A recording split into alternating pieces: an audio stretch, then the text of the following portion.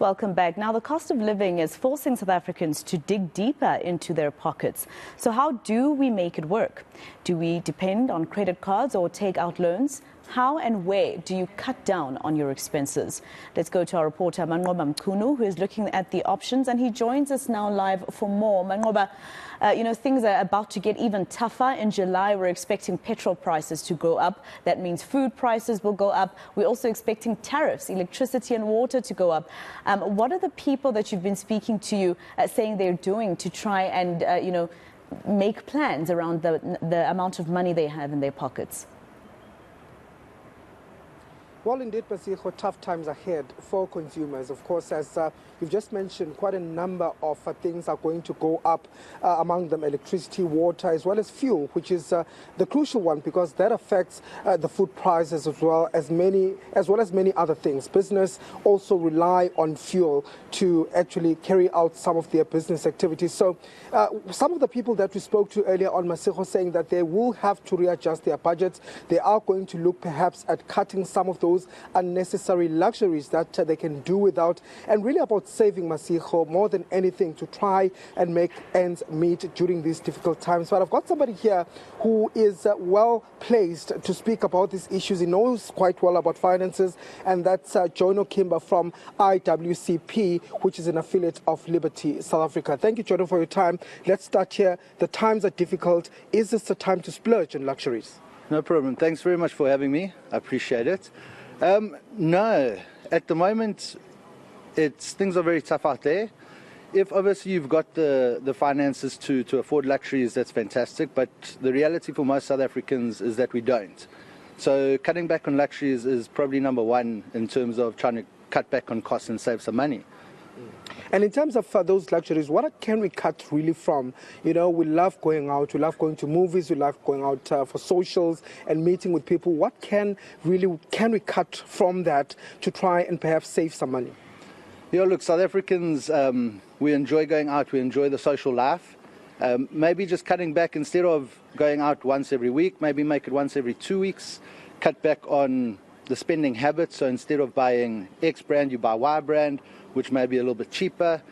There's many ways that we can do it. Rather have in-house functions, so have a bride home instead of going out to dinner, something like that, which will obviously manage to cut back on those costs.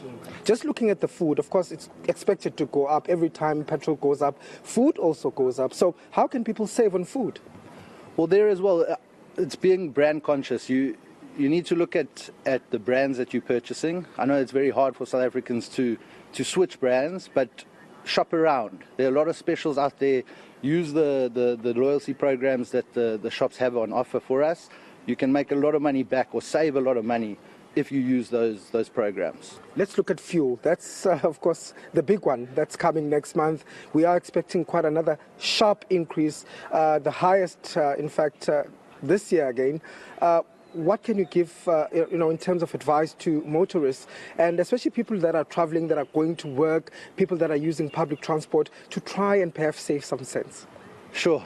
Yeah, that's an ongoing crisis for South Africans nowadays. Utilize online platforms, do online meetings as much as you can. If you are able to, try cut back on travel as much as you can. Only travel when necessary. Unfortunately, a lot of South Africans can't afford to do that. So, yeah, that's one thing that us as a collective in South Africa would need to kind of work together to try and make things a little bit easier for everybody. But the online meetings would probably be a big start. And in terms of budgeting and saving, what advice would you give to people out there, to consumers out there, to readjust their budgets, during these difficult times? Sure. Well, number one is you need a budget. I know a lot of families with children, if you take your eyes off your kids, you know how quickly they can disappear. And it's pretty much the same with money. So if you're not watching your money every day, every month, every week, it's just going to disappear. So if you don't have a solid budget and you don't re-look at that budget monthly, you're not going to be able to cut down on certain expenses. So, yeah, rework your budget, look at online subscriptions that you've got, try cut back on them as much as you possibly can. And yeah, keep an eye on your money. If you're managing your money well and you're watching it every month, you will find little ways to cut back and save a bit. And I guess that's where the piggy bank comes back, which need to really have one of those in our houses. Absolutely. Piggy banks, savings accounts, investments, they're so important nowadays, especially in times of need. And I think COVID made us realize that even more, is that in times of need, what you have to fall back on. So, yeah, put as much money away as you possibly can, because it's going to help you in the rainy days, on the rainy days. Okay, thank you very much for speaking to us. This was Jono Kimber from IWCP. He's a wealth manager there, of course, giving us some tips, Masiko. So I guess if you have that holiday that's planned that's very expensive, it's something to reconsider during these times, whether you really do need to go to that particular holiday, but also saying that you need to start saving. The little change that you have that comes back from the shop when you buy, keep that in a piggy bank, because you don't know how far that will go when you do need it. So, Masiko, quite valuable advice to consumers on how they can actually cut back. There are many other options for those who are traveling. They can use even the Lift Club. They can travel together.